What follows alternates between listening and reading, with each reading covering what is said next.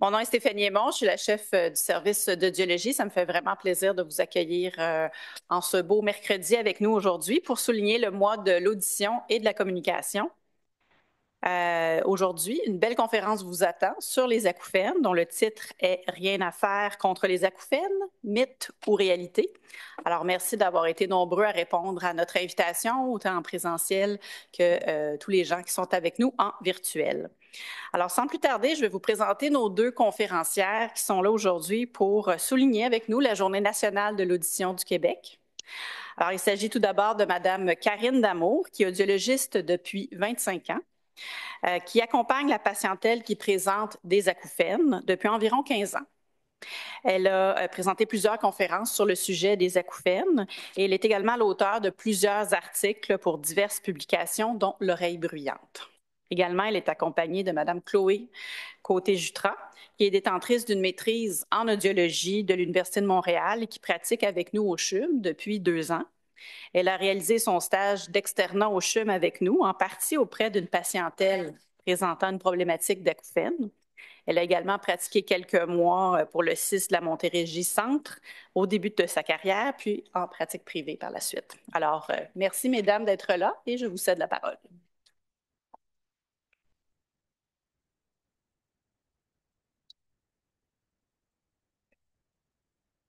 Donc, je suis Karine Damour et Chloé Côté-Jutras. Donc, on est avec vous ce midi. Ça nous fait vraiment plaisir. Tout le monde nous entend bien? Ça va bien? Parfait. Préoccupation d'audiologiste. Donc, ça nous fait plaisir de vous parler des acouphènes aujourd'hui en cette journée, comme Stéphanie l'a dit, Journée nationale de l'audition, qui est une journée qui a été reconnue par le gouvernement provincial depuis peu, là, depuis quelques années seulement. Alors, on est bien contente là, de pouvoir inaugurer notre mois de l'audition et de la communication comme ça. Bon, généralement, il faut dire qu'on n'a aucun conflit d'intérêt à déclarer, donc on aimerait bien être payé pour ça, mais non, on n'a pas de commanditaire ou de personne qui nous influence. Donc, les objectifs aujourd'hui, ça va être vraiment de vous expliquer brièvement c'est quoi l'acouphène, donc pour être sûr qu'on a tous la même définition. Vous expliquer les grandes causes possibles. Là, vous allez voir, c'est une section qui est peut-être un peu plus dense, mais qu'on trouve quand même importante pour éventuellement mieux comprendre les pistes de solutions pour mieux gérer la problématique d'acouphène. Donc, je vous laisse avec Chloé qui va vous parler plus de notre objectif 1. Là. Donc, qu'est-ce que c'est l'acouphène? Très bien. Donc, d'entrée de jeu, l'acouphène, c'est un son qui est perçu par une personne en l'absence de stimulation extérieure. Donc, c'est pas un son qui est présent dans l'environnement de la personne. Il peut avoir plusieurs formes, des sifflements, des bourdonnements, des pulsations, des bruits de fil électriques. Puisque le système auditif est très complexe, on va en parler un petit peu plus tard, l'acouphène peut être noté à une oreille seulement, aux deux oreilles, au niveau de la tête. Ça peut être le même son dans les 12 oreilles, des sons différents, ou même parfois plusieurs types là, de sons dans la même oreille. Ça peut apparaître soudainement, donc du jour au lendemain, on commence à entendre un acouphène qui est plus permanent. Ça peut s'installer sinon graduellement. Donc au début, on l'entend occasionnellement, ça peut devenir continu, souvent de façon intermittente. Par exemple, il y a plusieurs personnes qui en entendent de façon intermittente ou occasionnelle. Pour débuter aussi, je pense que c'est important de dire que l'acouphène n'est pas une maladie en soi. C'est un petit peu, on le compare souvent à la fièvre. Donc, la fièvre n'est pas la problématique elle-même, mais plutôt le symptôme d'une infection. Donc, l'acouphène est bien souvent le symptôme là, d'un dommage, souvent au niveau du système auditif, mais on va le voir parfois au niveau de d'autres sections qui sont, d'autres régions qui sont près des oreilles. De nombreuses causes, des facteurs possibles qui peuvent soit créer des acouphènes ou les influencer. Je vais faire le tour avec vous, quelques-uns. La baisse auditive très fréquente, qui peut être causée par des surexpositions sonores, autant en milieu de travail que récréativement. Plusieurs maladies de l'oreille, plus au niveau parfois ORL. Le recours à certains médicaments, ça peut être un effet secondaire qui est rapporté pour certains médicaments. Ou par exemple des chimiothérapies qui sont quand même très fortes, qui peuvent causer un dommage au niveau du système auditif. Le vieillissement du système auditif qui apporte souvent une diminution, une baisse auditive. une maladie chronique comme le diabète, fatigue et stress, puis des problèmes qui peuvent être au niveau, comme j'ai dit tantôt, de régions qui sont proches de l'oreille, comme l'articulation temporomandibulaire. Les traumatismes au niveau de la tête et du cou peuvent aussi déclencher là, ou influencer des acouphènes. Dans la plupart des cas, chez la plupart des personnes, ça peut être multifactoriel. Donc, c'est parfois difficile d'identifier une cause unique ou principale de l'acouphène que présente une personne. À toi.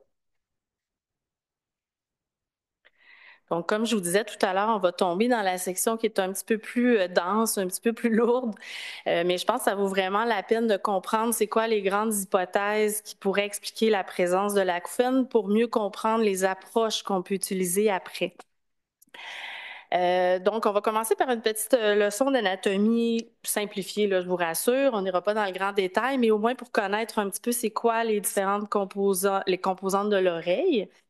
Du système auditif, bon, puis qui sont responsables là, de la perception des sons. Donc, évidemment, il y a l'oreille externe, l'oreille moyenne, l'oreille interne, le nerf auditif, puis toutes les voies auditives centrales, donc ce qui part de l'oreille et qui s'en va plus au niveau de l'aire auditive là, cérébrale. Donc, en gros, là, j'ai pas de pointeur, on m'a dit que je pouvais prendre la souris, mais que c'était comme un peu compliqué. Ça marche pas. Bon, c'est pas grave. Fait qu'on voit l'oreille externe, l'oreille moyenne, l'oreille interne. Donc, l'oreille externe est composée du pavillon, conduit auditif externe. Le pavillon, on peut le comparer un peu comme à une antenne. Donc, il va capter les sons dans l'air. Les sons, on peut les comparer, c'est des ondes, mais on peut comparer à quand on lance une pierre dans l'eau. Ça va faire des cercles, des ondes. Fait que c'est la même chose dans l'air, c'est juste qu'on ne les voit pas. Donc, le pavillon va capter les sons, va faire promener, dans le fond, les ondes dans le conduit auditif externe et va venir frapper sur le tympan, un peu comme si on frappait sur un tambour. Donc, cette portion-là de l'oreille qu'on tombe dans l'oreille moyenne, c'est plus une transmission du son qui est mécanique. Donc, le tympan va vibrer et va faire bouger les petits osselets. Ouais, je bouge beaucoup quand je parle. Va faire bouger les petits 25 ans d'expérience d'expliquer la même affaire. Les bras, ils font tout seuls. Les osselets, dans le fond, qui sont articulés, vont se mettre à bouger. Donc, c'est vraiment très mécanique. Et cette information-là, cette énergie mécanique-là est transmise dans l'oreille interne, donc dans la cochlée. Souvent, on va dire le petit colimaçon, là, les gens vont l'appeler comme ça, à l'intérieur duquel il y a des petites cellules nerveuses qui baignent dans du liquide. Je vous épargne les détails. Dans le fond, c'est que le mouvement des osselets va être transféré dans la cochlée, va faire bouger des petites cellules. Cette énergie mécanique-là est transformée en énergie électrique qui va partir par le nerf auditif et va monter au niveau du tronc cérébral pour se rendre jusque dans l'aire auditive. Donc, en gros, vous voyez qu'il y a plusieurs parties dans l'oreille. Et vous allez comprendre que c'est pour ça que c'est pas si simple de déterminer, comme Chloé disait, c'est quoi la cause de l'acouphène. Souvent, il y a un problème quelque part dans l'oreille qui s'est passé. Ce qu'il faut voir aussi, c'est que le nerf auditif, c'est comme un fil électrique, mais comme plein de petits bouts de fil électrique. Donc là aussi, c'est comme une course à relais qui se produit pour se rendre jusqu'au cerveau. Donc, entre chaque bout de fil électrique, dans le fond, il y a comme un relais qui est donné à l'autre bout de fil électrique. Donc, il y a des réactions chimiques qui se produisent là aussi à ce niveau-là. Donc, il y a vraiment plusieurs endroits dans le système auditif qui peuvent être affectés. Donc, comme je vous l'ai dit, je pense que tout le monde comprend bien que la génération de l'acouphène, ça va être probablement un processus complexe. Puis c'est ce qu'on voit dans la littérature scientifique. Donc, les scientifiques sont pas encore tout à fait certains de ce que c'est quoi les grandes... C'est des hypothèses, comme je vous disais, ils savent pas exactement la cause précise. Mais il y a quand même des grandes lignes qui ressortent, c'est ce qu'on va voir aujourd'hui. Ce qui est intéressant de dire aussi, c'est que la majorité du savoir sur la génération de l'acouphène est vraiment au niveau de recherche sur le modèle animal, principalement chez les rats, parce qu'ils se sont rendus compte que le système auditif ressemble beaucoup à celui des humains. Puis vous comprendrez l'enjeu éthique qu'on ne peut pas ouvrir la tête d'une personne humaine qui a des acouphènes. Donc, ils vont occasionner des acouphènes chez des rats, je vous épargne les détails, puis ils vont faire vraiment les études à ce niveau-là pour essayer d'analyser ce qui se passe dans le système auditif, donc où se situent les changements chez une personne qui a des acouphènes. Donc, dans la plupart des cas, la génération, la grande hypothèse, ce serait qu'il y a un changement pathologique dans les voies auditives, donc à partir du pavillon jusque dans l'aire auditive, qui est lié à une activité neuronale anormale, puis le plus souvent, l'atteinte se situerait dans la cochlée, au niveau des petites cellules dont je vous parlais tout à l'heure. Et le cerveau, parce que oui, le cerveau est beaucoup impliqué dans la production, génération de l'acouphène, en tout cas selon les études, il y aurait une réorganisation qui se produirait au niveau de notre système auditif central. Donc, qu'est-ce que ça veut dire tout ça? Tout ce que je vous raconte, là, de quoi ça a l'air dans la vraie vie? Moi, souvent, je vais comparer le système auditif à un piano. OK? Donc, un système auditif qui fonctionnerait bien, c'est un piano où toutes les touches sont bonnes. Fait que si on a une baisse d'audition, donc il y a certains sons qu'on entend moins bien, mais c'est un peu comme un piano où il y a des touches qui jouent moins bien. Donc, si on joue sur une touche puis qu'elle est brisée, ben, il va y avoir un son ou pas du tout, même si la touche est absente. Donc, il manque une information dans le son qui est produit, qui est entendu de l'extérieur. Et ce manque-là, bien, comme je disais, le changement pathologique, je vous disais au niveau des voies auditives, souvent c'est au niveau de la cochlée qui est endommagée. Et c'est un peu comme si c'était nos touches de piano qui étaient brisées. OK? Donc, il manque de l'intensité dans ce qui est entendu, ce qui est envoyé jusqu'à l'aire auditive là, dans le cerveau. Et bien, tout ça est perçu par le cerveau, puis lui, il dit, bien, ça ne marche pas, je vais me réorganiser. Donc, une des grandes hypothèses, c'est que le cerveau se réorganise à ce manque d'informations-là. Puis comme Chloé le disait, bien, une des causes principales souvent de l'acouphène, c'est une baisse d'audition. C'est là où on le voit le plus souvent. Et bien, le cerveau se réorganise et réagirait à sa propre réorganisation. Donc, dans ce contexte-ci, le cerveau, il joue lui-même un tour. L'autre grande hypothèse, c'est, j'aime bien mon cou de girafe, c'est tous les systèmes que Chloé parlait, les mâchoires, le cou, même les épaules. Il y a même des patients où ils vont serrer le poing, l'acouphène va être modulée, ils vont fermer les yeux, ça va faire modifier l'acouphène. Donc, c'est ce qu'on appelle, nous, le système somatosensoriel. Donc, souvent, on va être amené à travailler avec des physiothérapeutes, donc c'est possible qu'on vous réfère. Donc, c'est une des causes possibles, puis souvent, bien, comme il était déjà dit, ça peut être une combinaison de plusieurs causes. Donc, il peut y avoir quelque chose qui se passe dans le système auditif qui ne va pas bien, combiné à une problématique, si on a tendance à serrer les mâchoires, bien, ça peut faire que l'acouphène est plus grand, plus fort ou plus présent. Pour compliquer tout ça, il y a des aires dans le cerveau qui ne sont pas auditives. Donc, je parlais de l'aire auditive, mais il y a d'autres zones dans le cerveau qui ont été étudiées avec des IRM fonctionnels. Donc, ce n'est pas quelque chose que vous pouvez aller demander ici à l'hôpital en disant, bien, voulez-vous prendre une photo de mon acouphène? C'est pas possible. Mais ils se sont rendus compte en étudiant des patients qui ont des acouphènes qu'il y a d'autres zones dans le cerveau qui sont activées, si vous voulez, par rapport à des sujets qui n'en ont pas. Donc, principalement au niveau de l'attention, la mémoire, les émotions. Puis, ces zones-là seraient d'ailleurs plus affectées plus les gens sont dérangés par l'acouphène. OK? Et cette réorganisation-là, bien, comme je vous disais, est détectée par le cerveau. Pour différentes raisons, bien, il y a une réaction qui s'enclenche au niveau du système nerveux autonome, puis au niveau du système de gestion des émotions. Fait que, quand je vous disais que c'est complexe, c'est pas si facile de déterminer la cause, l'origine exacte de l'acouphène, c'est parce qu'il y a un paquet de structures qui est impliquées là, à ce niveau-là. Donc, le système nerveux autonome, c'est le système nerveux, en anglais, souvent ils vont dire le fight or flight, là, c'est ce système-là qui nous permet de réagir, de s'enfuir ou de fuir.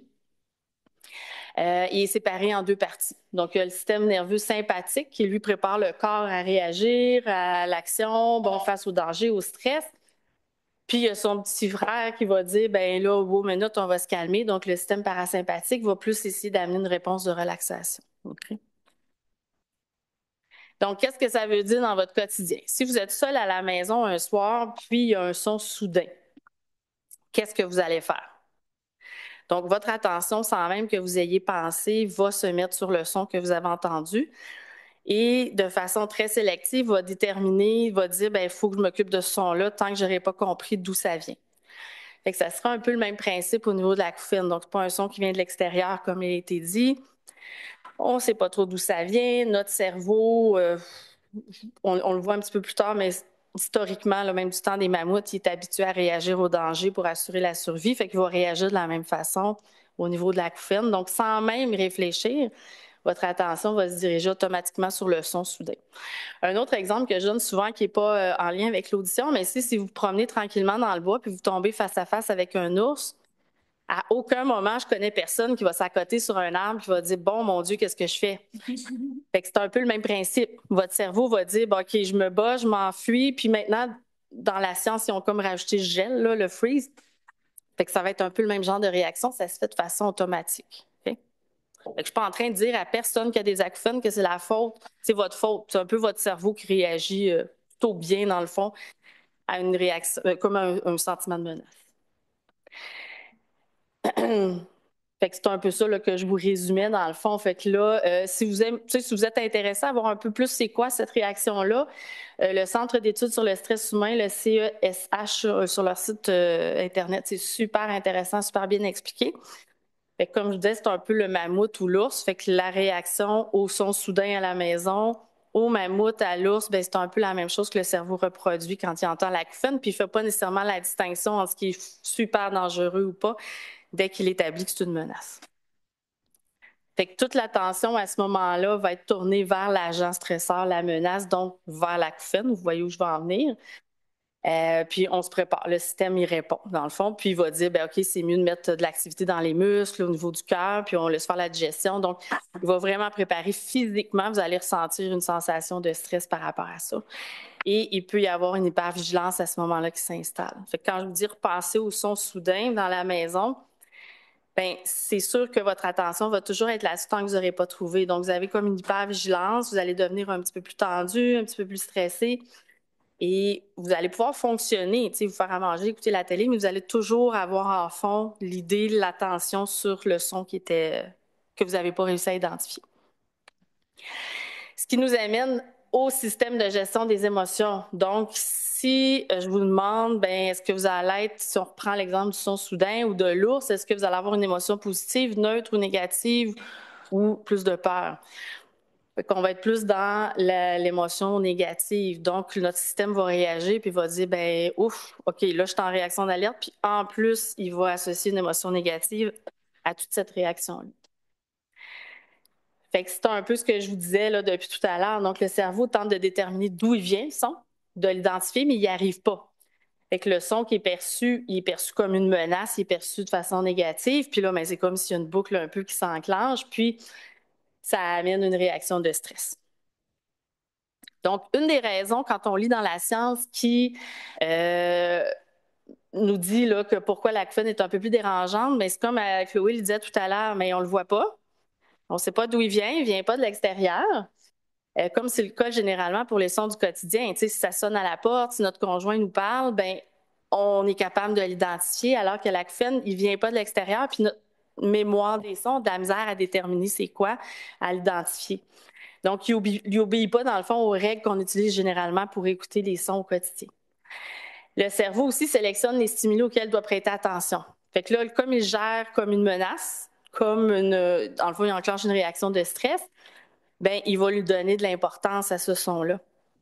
Versus, pour certaines personnes, mais l'acouphène, pour eux, c'est comme pas une émotion négative, une notion de danger par rapport à ça. Ben, ils s'en occupent pas. C'est arrivé dans notre quotidien qu'on a des patients qu'on voit, on va leur demander dans l'histoire habituelle s'ils ont des acouphènes, ils vont dire, bon, je fais ça depuis 50 ans, je m'en occupe pas. Fait que pour eux, c'est comme si cette réaction-là de dérangement, de stress, c'est pas enclenché. Encore là, c'est pas super clair dans la littérature pourquoi chez certains, ça s'est déclenché alors que d'autres pas. Donc, il y a comme un cercle vicieux qui va s'enclencher dans tout ça. Donc, l'apparition de l'acouphène, qui est comme un effet de nouveauté. Il y a une réaction de stress, comme j'explique depuis tout à l'heure. Contrariété, on a peur. Souvent, on manque d'informations. On va consulter, on regarde sur Internet. D'une part, on a de l'information super inquiétante sur Internet. C'est rare que là, on va avoir les belles histoires là, de gens que ça va bien. Donc, ça va juste comme nous menacer. On va avoir l'impression que c'est imprévisible. On ne sait pas trop à quoi on a affaire. Bien là, l'attention est de plus en plus importante sur l'acouphène. C'est associé à un contrôle faible. On a l'impression qu'on n'a pas le contrôle là-dessus, qu'on ne sait pas quoi faire pour gérer ça. Ça augmente la perception de l'acouphène, puis là, ça tourne. OK? Fait qu'on a vraiment tous les ingrédients du stress. Quand je faisais référence là, au site là, sur le centre d'études sur le stress humain, bien, les ingrédients du stress sont tous là au niveau là, de l'acouphène. Donc, c'est normal qu'on se sente stressé. Puis qu'on se sente menacé par ça. Ça a même été étudié, il y a des études là, dans Statistique Canada qui rapportaient quand même que les gens qui avaient des acouphènes qui étaient jugés dérangeants pour eux, incommodants, étaient plus susceptibles de déclarer un faible niveau de bien-être. Donc oui, ça peut avoir un effet quand on a un acouphène, on se sent moins bien. Ça a été étudié, c'est documenté. Donc, et toute cette réaction-là que je vous expliquais, là, comme de stress, de peur, bien, peut avoir un effet là, sur la personne qui en souffre. Donc, il parlait d'un sommeil qui était moins réparateur ou même jamais réparateur. Souvent, les gens vont venir nous dire, bien là, je dors plus, j'arrive plus à fonctionner, puis là, bien, ils sont fatigués. Fait que là, c'est comme un autre cercle vicieux qui s'installe aussi. Une santé mentale mauvaise ou passable, un trouble de l'humeur comme la dépression, un stress plus élevé là, au quotidien.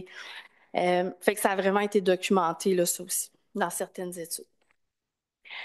Donc, dans le fond, nous, ce qu'on veut faire, c'est, bien, évidemment, notre réaction au stress peut avoir un impact, puis on va essayer de voir comment on peut briser le cercle vicieux avec différentes stratégies de gestion. Fait que dans le fond, on va faire le parallèle avec les grandes hypothèses de génération de l'acouphène pour que vous compreniez mieux pourquoi certaines approches de gestion sont proposées.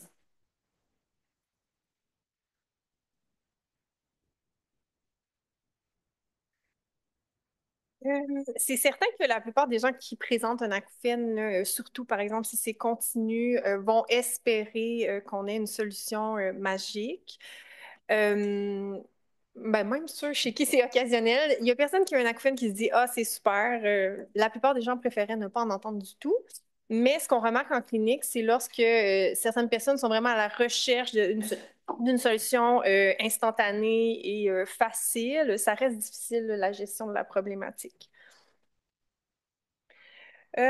Puis, c'est Karine qui m'a dit ça. Je pense que c'était-tu un patient qui avait dit ça ou une conférence, là, la vision parallèle. Oui, c'est ça. Donc, c'est sûr qu'on est conscient que ben, c'est ça. C'est bien d'avoir une vision parallèle. On aimerait ça un jour trouver des solutions qui sont vraiment plus instantanées et faciles et qui fonctionnent pour la plupart des gens qui présentent des acouphènes. Donc, on garde ça en tête. Mais pour le moment, comme Karine l'a dit, il y a beaucoup d'études. Il y a des études animales. Il commence à y avoir des études avec des imageries. Tant mieux, mais on n'a pas encore déterminé de solution qui est plus globale et qui fonctionne pour la plupart des gens.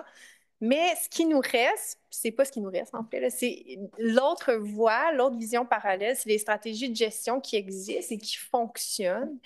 Il faut y croire aussi, je pense, et il faut miser un petit peu plus sur ça en ce moment, mais ça fonctionne. C'est sûr que les stratégies de gestion, la personne doit être d'accord de mettre des efforts et avoir une participation qui est quand même importante.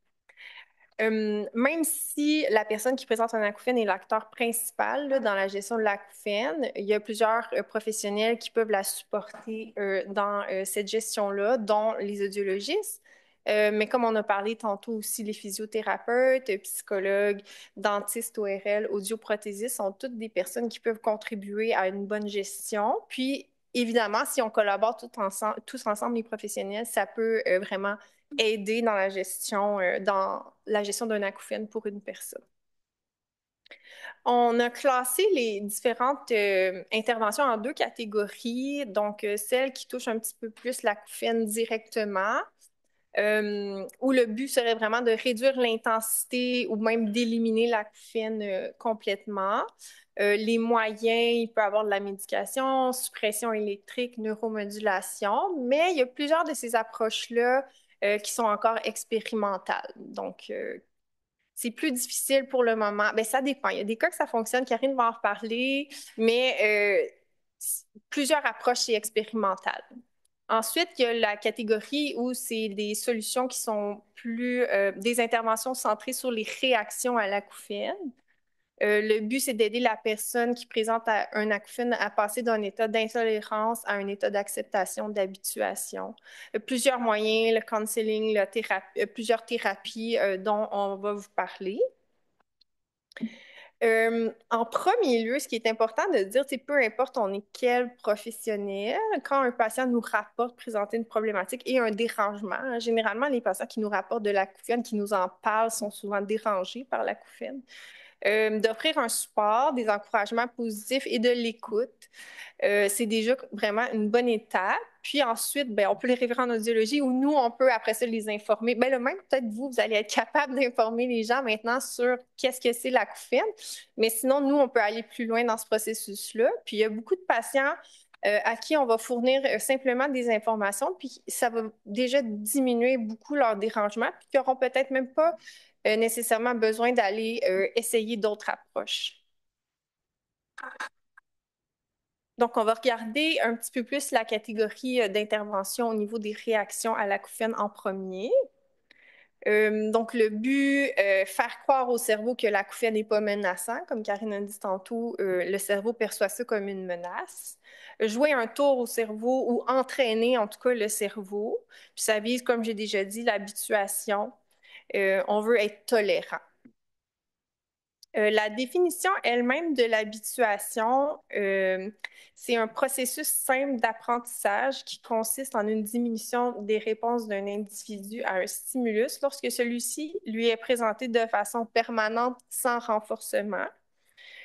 Puis, comme on l'a déjà dit un petit peu aussi, pour différentes raisons, il y a plusieurs personnes qui ne vont pas s'habituer naturellement là, à l'acouphène. Tu sais, le cerveau est quand même résilient. Je pense qu'on est capable de le voir. Il y a des patients qui s'habituent à des problématiques de santé qui sont parfois très prenantes. Mais il y a certaines personnes pour qui ça va être plus difficile que ça se fasse naturellement. L'exemple du frigo, ici, c'est ça. C'est un son qui est plus externe, mais qui est une belle analogie quand même. Donc, si on va s'acheter un nouveau frigo au magasin, évidemment, il y a un bruit de fond, il peut y avoir parfois de la musique, il y a plein de frigos, plein d'autres instruments, ben, pas instruments, mais plein d'autres électroménagers qui font du bruit, donc un bruit ambiant qui est très important. Donc, parfois, on ne va pas nécessairement noter le bruit du frigo que nous, on désire acheter. Ensuite, le frigo s'en vient à la maison et là, le matin à 7 heures, il n'y a aucun bruit dans la maison. Puis on est comme, oh mon Dieu, ce frigo-là fait un bruit infernal. Qu'est-ce qu'on a fait? Pourquoi j'ai acheté celui-là? J'aurais dû acheter celui à 4000 $. Après quelques jours, on va de moins en moins noter, la perception va être diminuée, puis le dérangement va diminuer aussi. Puis généralement, après quelques semaines, sans même qu'on y ait vraiment pensé, on va moins le percevoir, puis généralement, on ne sera plus nécessairement dérangé. Donc, c'est vraiment... le cerveau s'y est habitué, en fait. Quelques approches plus précises et stratégies là, pour gérer les réactions à l'acouphène, pour favoriser l'habituation. Puis là, on est consciente qu'il y a plusieurs approches qui sont pas nécessaires, qui n'ont pas de données probantes très solides derrière elles, mais en même temps, c'est sûr, on est capable d'en retirer des grandes lignes comme Karine a dit, parce que en fonction du système nerveux autonome, du stress, puis cliniquement, ça fonctionne. Mais il y en a qui sont prouvés, là, je vais vous le dire, mais c'est sûr qu'ils ne sont pas tous, c'est ça, pas tous des données probantes très, très solides, mais en clinique, ça fonctionne. Thérapie par le son, première chose, c'est ce qu'on dit aux patients, on essaie d'éviter le silence complet là, quand on commence à entendre un acouphène. Donc, se mettre du bruit de fond, du bruit ambiant, ça peut être avec des écouteurs, là, dépendamment du volume, c'est pas nécessairement dommageable pour l'audition, avec des haut-parleurs, avec notre ordinateur au travail. Si on a une perte auditive, le fait de porter des appareils auditifs, des aides auditives, c'est pertinent parce qu'on enrichit l'environnement sonore. Il y a certains appareils auditifs qui ont des générateurs de bruit aussi qui peuvent être essayés. Puis c'est vraiment pour amener à réduire la perception de l'acouphène, donc le rendre moins saillant. Il y a l'analogie de la chandelle. Donc, une chandelle dans une chambre complètement noire, on va vraiment beaucoup la voir, mais dès qu'on ouvre toutes les lumières, la chandelle devient vraiment moins saillante, on la voit moins. Et ça dirige notre attention aussi sur autre chose. Donc, c'est vraiment d'entraîner notre cerveau à moins porter l'attention sur l'acouphène. Thérapie cognitivo-comportementale qui, elle, a des données probantes très solides. Sans être psychologue, ben c'est sûr que parfois, oui, on va référer des patients en psychologie là, quand on voit qu'il y a trop de croyances erronées ou de pensées négatives. Mais sans être psychologue, on peut quand même parfois arriver à justement amener les patients à modifier certaines croyances qui sont erronées. Et ça peut grandement les aider. Il y a plusieurs patients qui vont penser, par exemple, que l'acouphène va nécessairement augmenter en termes d'intensité, va les rendre sourds ou va les rendre fous. C'est quand même assez fréquent qu'on se fait dire ça. Donc, si par exemple, un patient nous dit, ben moi, je peux pas vivre ma vie avec un son comme ça se peut pas. Si on réussit à lui faire comprendre qu'on est capable de mettre l'acouphène en arrière-plan, si on entraîne le cerveau à le faire, bien, ça se peut qu'éventuellement, ils disent, OK, c'est correct. Si ce son-là ne disparaît pas, c'est correct parce que j'ai les outils pour apprendre à ne plus focusser dessus. Puis ce qui est important aussi avec la thérapie cognitivo-comportementale, c'est pas une thérapie où les données probantes ont montré qu'on réduit l'intensité de l'acouphène ou qu'on le fait disparaître. C'est que les données probantes montrent qu'on est capable, avec ces thérapies-là, d'améliorer la qualité de vie des patients qui sont dérangés par l'acouphène. Donc, chez qui l'acouphène a amené des situations de handicap, des limitations fonctionnelles. Plusieurs stratégies de compensation, donc pour aider spécifiquement les patients, parce que souvent ça nuit au sommeil ou à la concentration, donc on va essayer des choses avec eux pour ça. Et aussi pour améliorer la communication, ça fait partie parfois des idées erronées que présentent les patients. Ils vont penser que c'est, par exemple, l'acouphène qui les empêche d'entendre dans un groupe ou des choses comme ça. Donc, si on améliore la communication, parfois on règle certains problèmes qui étaient mal associés à la problématique d'acouphène, si on veut. Technique de relaxation et une gestion du stress. Moi, quand j'aborde ça avec les patients, je leur dis toujours, tu sais, c'est pas dans un cadre ésotérique, là, mais quand on a parlé tout à l'heure de tout ce qui est le stress, le système nerveux autonome, ben nécessairement, si on est capable de calmer notre système nerveux autonome, on va être plus tolérant et on va être plus tolérant pour l'acouphène comme tous les autres aspects de notre vie qui peuvent nous déranger dans ces moments-là. Donc, il n'y a aucune thérapie qui est prouvée comme étant efficace, par exemple, pour tous les patients qui présentent de l'acouphène, mais c'est des thérapies qu'on propose d'essayer aux patients et il faut que ça soit essayé quand même de manière régulière, durant un certain temps pour pouvoir dire « Ah non, cette thérapie-là, moi, je trouve que ça ne m'a pas aidé. » Puis après, on passe à la prochaine, puis on en essaie. Il faut magasiner. Il faut autant magasiner les sons dont j'ai parlé tantôt que magasiner les techniques de relaxation. Généralement, on est capable de trouver quelque chose qui aide les gens à calmer leur cerveau et automatiquement, on va devenir généralement plus tolérant. Ah, Karine.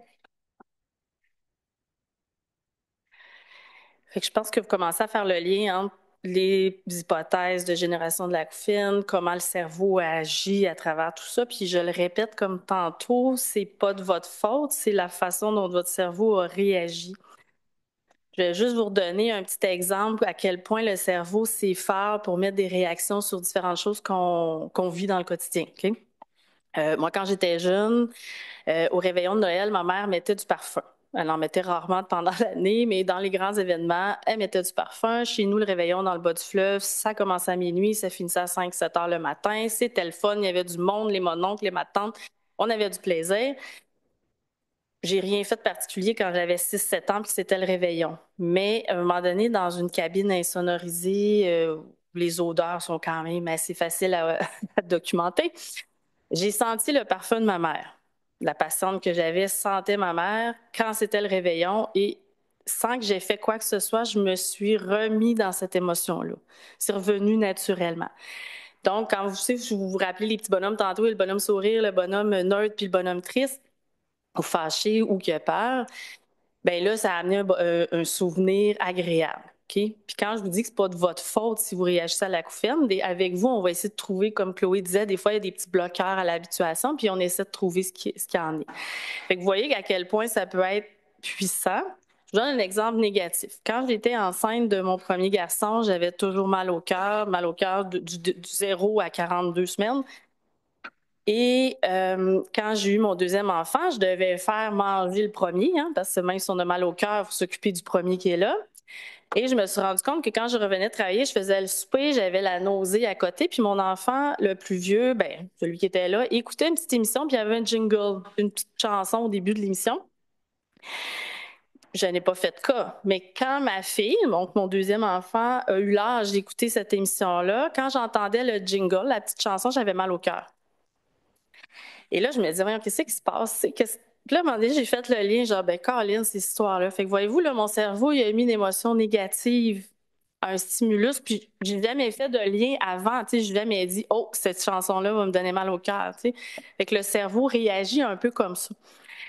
Fait que c'est un peu ça qu'on veut faire au niveau de l'acouphène, c'est prendre cette émotion négative-là qui s'est associée, cette réaction de crainte, et par les diverses stratégies que Chloé vous a parlé, c'est qu'on veut diminuer cette réaction-là. Je vous dirais jamais qu'on va passer d'une émotion négative à une émotion positive. Tu sais, j'ai pas de patients qui me disent « Yeah, j'ai des acouphènes là, tu sais, qui ressortent du bureau et sont heureux de ça. » Mais à tout le moins que ça soit neutre, okay, qu'il y ait moins de réactions. Puis ça, je pense que Chloé l'a bien expliqué, c'est qu'on ne visera pas avec ces approches-là, comme on l'a dit, on visera pas à enlever l'acouphène. On va essayer de vous redonner le contrôle. Tu sais, si vous vous souvenez des ingrédients du stress, un contrôle faible, c'est qu'on veut vous redonner le contrôle. Puis souvent, les gens, quand ils trouvent une stratégie, parce qu'on travaille avec vous, puis si je prends madame qui est là, puis monsieur qui est là, ça se peut que ça soit pas exactement la même stratégie qui va avoir le meilleur effet. OK? Et quand la première fois que vous utilisez quelque chose, puis vous avez l'impression que l'acouphène s'atténue et est moins dérangeant, là, on vous redonne le contrôle, puis là, c'est comme si, à un moment donné, le cerveau va finir par s'habituer un petit peu plus à ça. OK?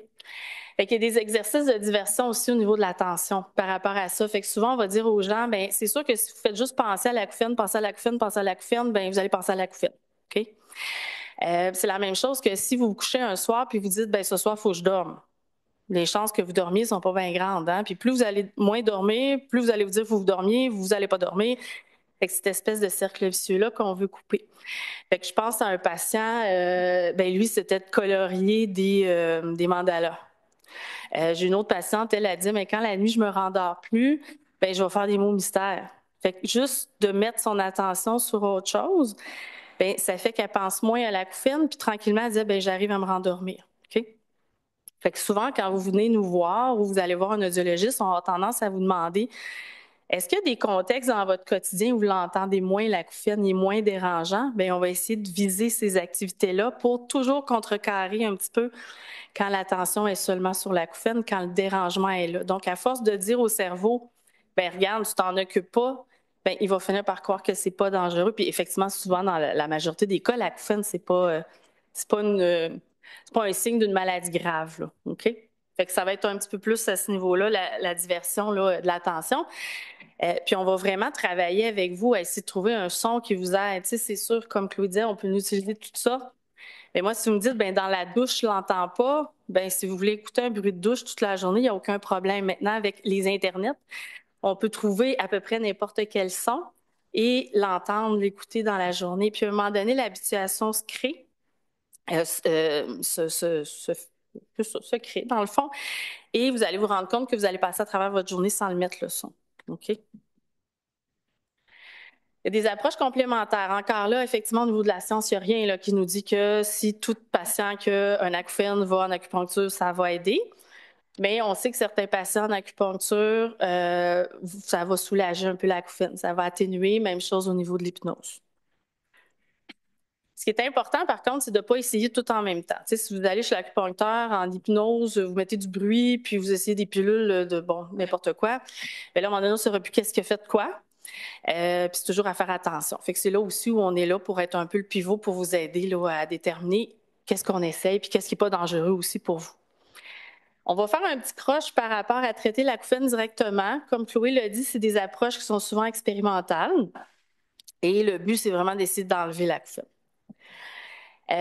Donc, si dans certains cas, on peut identifier la cause. Si on dit, moi, j'ai une otite, j'ai une infection dans l'oreille, mon acouphène est apparu, ça se peut qu'en traitant l'otite avec un antibiotique, l'acouphène disparaisse.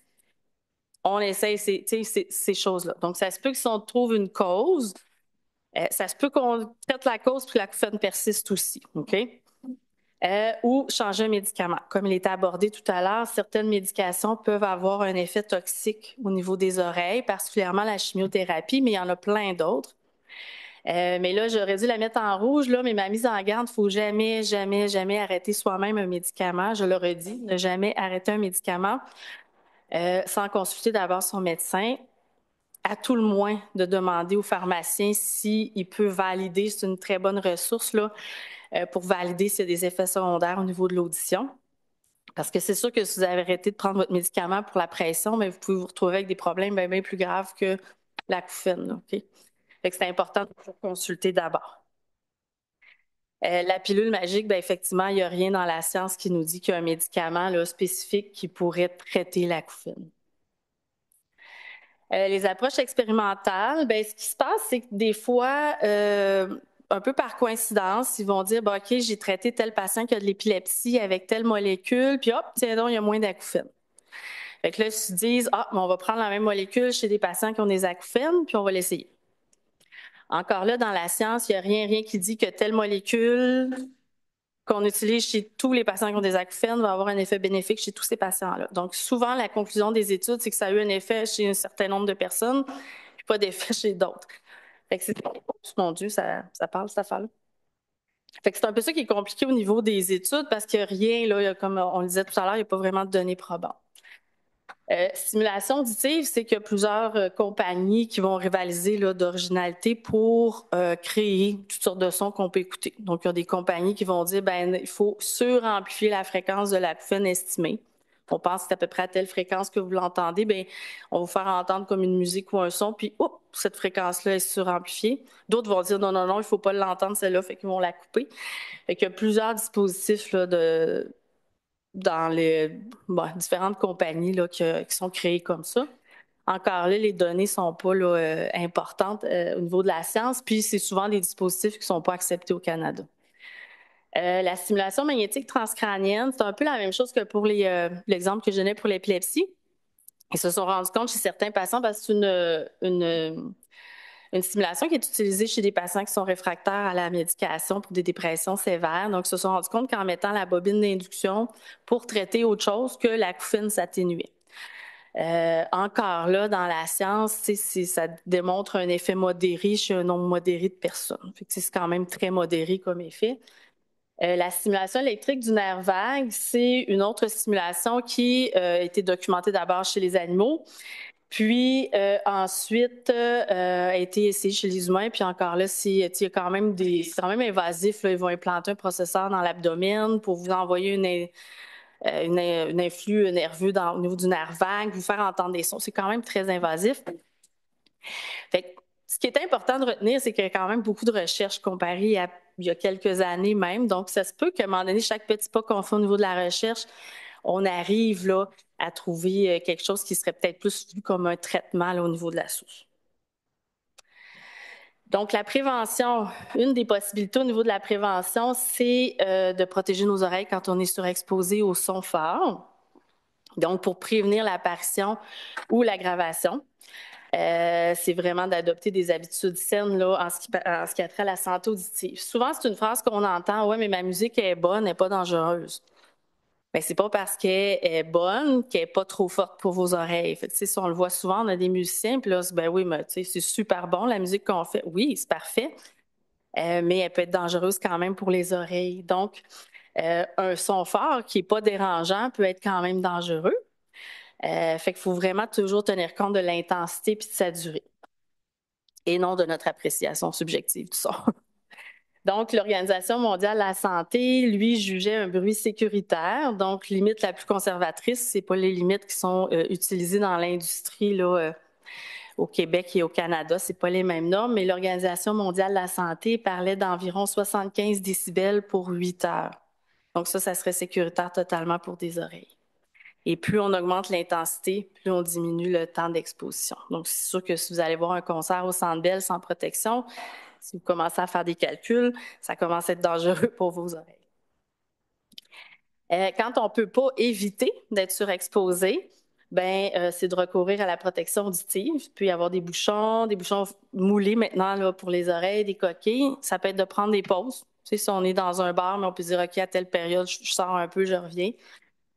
Puis pour ceux qui aiment beaucoup la musique, les mélomanes, il y a des écouteurs maintenant qui réduisent le bruit ambiant. Donc, ils ont des réducteurs de bruit actifs qui vont éliminer le bruit. Donc, ça nous permet de mettre le son dans les écouteurs beaucoup moins fort. À cet effet-là, je fais juste une petite annonce. Le 15 mai, toujours dans le contexte du mois de la communication de l'audition, il va y avoir un kiosque à la sortie de la cafétéria pour parler justement des effets du bruit et au niveau plus orthophonie, là, au niveau de la parole, communication et au niveau de l'audition. Fait que si vous voulez aller chercher un petit peu plus d'informations, ça peut être intéressant. Comme on l'a dit tout à l'heure, au niveau de la prévention, il y a la prise de médicaments. Donc, c'est fortement recommandé de discuter avec son médecin, son pharmacien pour valider notre liste de médicaments. Ça, ça vaut la peine là, de s'informer à ce niveau-là. Et comme je vous le disais tout à l'heure, c'est important de jamais arrêter votre médication sans en parler d'abord avec votre professionnel de la santé. En conclusion, c'est sûr que malheureusement, nous, ça nous fait frémir quand on entend que les patients ne sont pas référés aux bonnes personnes, aux bons professionnels. Les audiologistes en font partie. Fait que je pense que vous pouvez maintenant catalyser l'information, percoler l'information à tous les gens là, que vous connaissez. Puis, ça nous irrite vraiment profondément d'entendre qu'il n'y a rien à faire. Il faut apprendre à vivre avec. Oui, on est d'accord, il faut apprendre à vivre avec. Mais j'espère qu'on vous a démontré qu'il y a quand même des stratégies pour y arriver, puis des personnes qui peuvent vous aider dans cette gestion-là.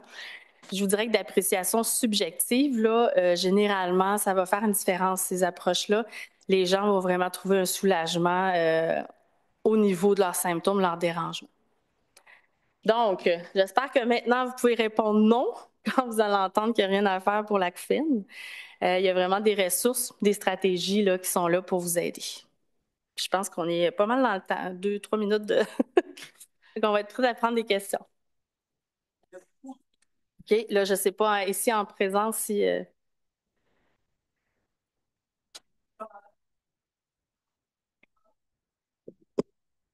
Alors, je vais prendre le micro pour vous donner les questions, mesdames. Alors, plusieurs questions des participants virtuels. Qu'est-ce qu'on peut mettre en place pour prévenir l'apparition des acouphènes?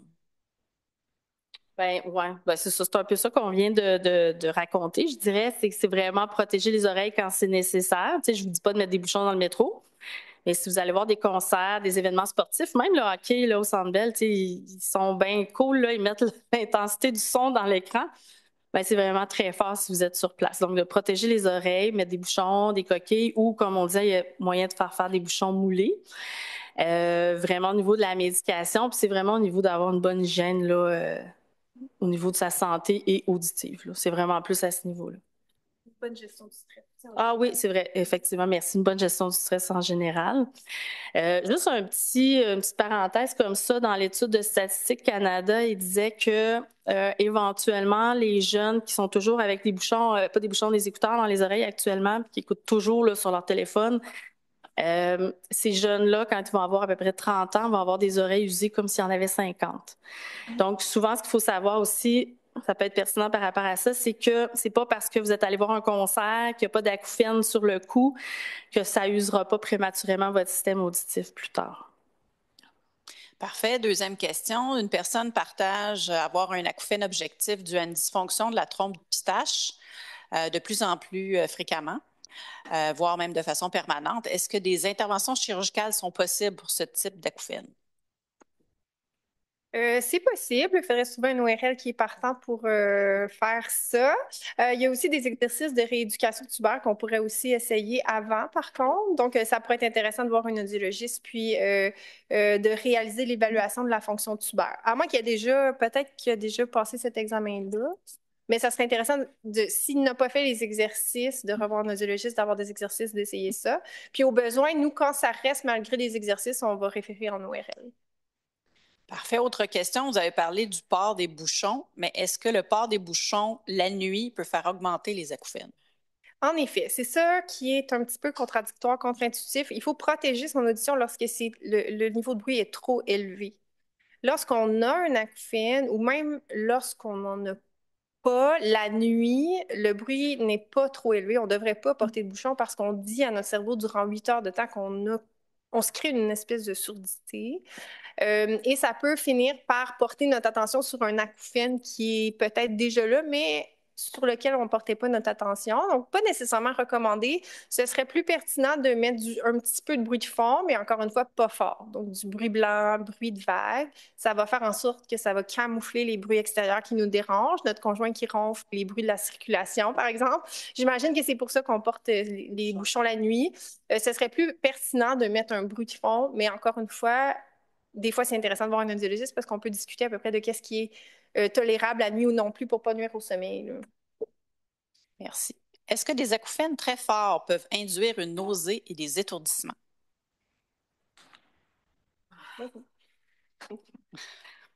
Oui. J'aurais tendance à dire que ce serait mieux de consulter à ce moment-là parce que pas tant l'acouphène très fort, mais je pense que ça serait plus associé avec d'autres particularités ou d'autres problématiques, là. Oui, au niveau de l'oreille directement. Parfait. Vous avez parlé du bruit blanc, mais est-ce que d'écouter du bruit blanc toute la nuit, peut endommager l'audition? Non, parce que le but, ce n'est pas de cacher l'acouphène, de le masquer, c'est vraiment d'enrichir l'environnement. Donc, ça n'a pas besoin d'être très fort. Le but, c'est vraiment de faire une diversion au niveau de notre attention, au niveau de l'audition. On parle de bruit blanc, mais ça peut être à peu près n'importe quel son que nous aimons, dans le fond, qui nous apaise, qui nous calme. Parce que c'est sûr que si je vous dis écoutez du bruit blanc toute la nuit, mais ça vous fait grincer des dents, ben on n'est pas bien plus avancé pour vous aider à vous habituer à l'acouphène. Donc, ça peut être de chercher des sons que vous trouvez plus agréables. Il n'y a rien dans la science qui dit que le bruit blanc est mieux qu'un bruit de fontaine ou un bruit de vent dans les feuilles. Mais c'est pas dangereux pour autant que le son est à une intensité là, normale. Est-ce que le diabète peut causer l'acouphène? Oui. Tu sais, directement, on va parler de possibilité de baisse auditive par rapport au diabète, autant par certaines médications que par la maladie comme telle. Donc, comme vous l'avez vu, tout ce qui peut amener une problématique au niveau du système auditif, donc atteindre l'audition, pourrait être propice à créer, mais c'est pas nécessairement, c'est pas le lien de cause à effet diabète acouphène. Ça serait plus la pathologie, là, l'atteinte au niveau du système auditif qui serait plus en cause. Parfait. Est-ce que vous avez des recommandations pour les acouphènes causés par une béance tubaire? De stage, encore une fois. Ouais. Oui, c'est possible. Encore une fois, béance tubaire, c'est peut-être un petit peu plus difficile de régler cette problématique-là avec des exercices seulement, mais ça serait intéressant de voir l'audiologiste, de confirmer, puis ensuite, on va essayer de trouver un ORL qui veut opérer ou proposer quelque chose, peut-être de chirurgical au niveau de la béance tubaire, mais c'est possible que l'ORL décide de rien faire, là. Ça, je peux pas promettre. Ouais. Est-ce que les acouphènes peuvent être causés par une déficience en fer ou autres minéraux ou vitamines? Ben, non.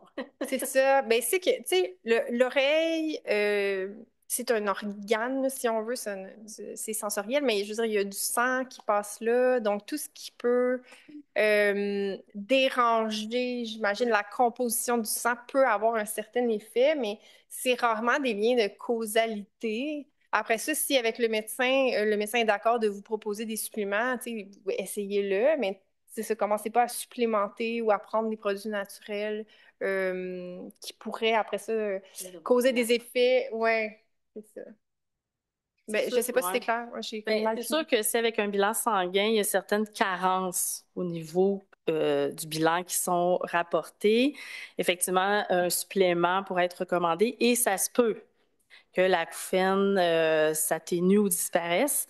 Mais je pense que vous l'avez bien entendu aussi, on est toujours dans ça se peut. Si on a une cause, on a une idée qu'il y a peut-être une carence, mais il n'y a rien qui dit qu'il faut prendre du fer, qu'il faut prendre des riboflavonoïdes, qu'il faut prendre la vitamine B. Il n'y a rien dans la science qui dit qu'il faut nous-mêmes décider de prendre ces produits-là. Mais ça peut être une option, effectivement, qu'on peut, souvent, on va vous proposer de dire, ben, faites un bilan sanguin. S'il y a des carences, on peut suppléer, puis là, on verra après ce que ça va donner. Il faut comprendre qu'on n'est pas médecin, là, on va vous référer à votre médecin de famille là, par rapport à ça. Comment obtenir une consultation avec un audiologiste au CHUM? Stéphanie? Ça prend une requête médicale, dans le fond, puis généralement, comme l'acouphène tombe dans les spécialités, vous devriez être vu. C'est sûr qu'il y a quand même un peu d'attente, mais effectivement, ça prend une requête médicale que vous faites parvenir. Puis le formulaire de référence est sur le site Internet du CHUM sous l'onglet audiologie. Est-ce que le sport de type cardio peut diminuer les risques de développer des acouphènes? Non. Je ne penserais pas. Non, je suis d'accord. C'est sûr qu'une bonne santé en général peut aider, mais non, il n'y a pas de lien de cause à effet, puis on n'a rien dans la science non plus.